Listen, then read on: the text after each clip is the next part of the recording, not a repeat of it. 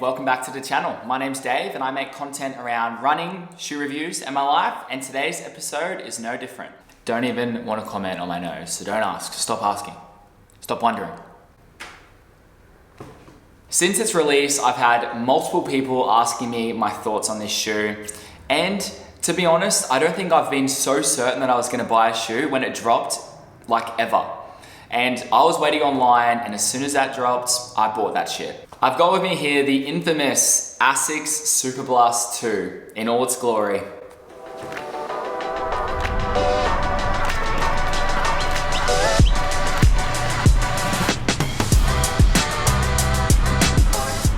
Firstly, let me just say how beautiful this colorway is. It's the Paris colorway for the Olympics coming up.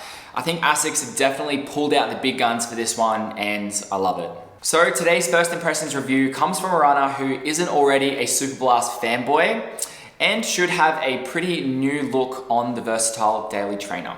As a disclaimer, I purchased this shoe with my own money, and everything that I say is my own opinion, and you should take it all with a pinch of salt. The best thing I can recommend for you to do is to go down to your local running store, try a whole bunch of shoes on, see which ones work best for you and your foot, and then happy days. So let's get into my first impressions review of the ASICS SUPERBLAST 2, and we're going to kick it off with some rapid fire specs. Described as a highly versatile, energized daily trainer, perfect for recovery runs and tempos. Offering a maximal stack height of lightweight and responsive superfoam that delivers elite performance for daily training, long runs, and race day. Look, I don't know about you guys, but I like the sound of that. So this updated version, it features an increased stack height of ASICS Flight Foam Blast Turbo, making longer distance running easier. So on top of this soft and highly responsive foam is a thin layer of slightly firmer Flight Foam Blast Plus, which adds the necessary stability. So the shoe has a 45.5mm stack height with an 8mm drop. It comes in at around 240 grams for my US 8.5, which by the way is about 40 grams lighter than a lot of the other competitive shoes around the same price range. Oh, and this shoe comes in at 320 Australian dollars. All right, back to you, Dave. See, I told you it was gonna be quick. So after wearing the SUPERBLAST 2 for just over a week, which also included my Sunday longie, I think I've gained a pretty good idea of how the shoe feels and what shoe I think it compares most to. Firstly, I'm not gonna beat around the bush. This shoe, it's pretty incredible. If I was blindfolded and went out for a run in this shoe, I think I would be 100% convinced that it is a super shoe. ASICS have somehow made these responsive enough to trick you into thinking that you're wearing a plated super shoe. I mean, without obviously feeling the plate. It's a combination of it being lightweight, but firm and poppy that I think makes it feel this way. And the lockdown on the top of the shoe has been pretty good too. I mean, the tongue, it's comfortable, it doesn't move. What more could you ask for? So one of the things that I've enjoyed the most and what I came to realize on my Sunday longie is how the SUPERBLAST, it feels more on the firmer side when you're starting a run, but as you get to about an hour in, the shoe starts to soften up a bit and it becomes more protective. The best way I can explain this is when you wear a super soft shoe and it feels great, it feels protective at the start, but then about 60 to 90 minutes in, it feels really mushy and almost dead.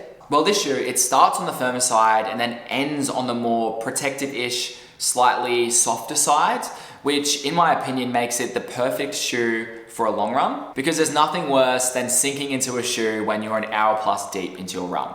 My comparison to other running shoes would have to be the Hoka Mach 5, but if it was a bit more responsive and obviously had a higher stack. I really enjoyed the Mach 5, like really enjoyed it. I think I put almost 1,000 kilometers in that before I retired it, and I think I'm gonna be doing something very similar for the SUPERBLAST 2.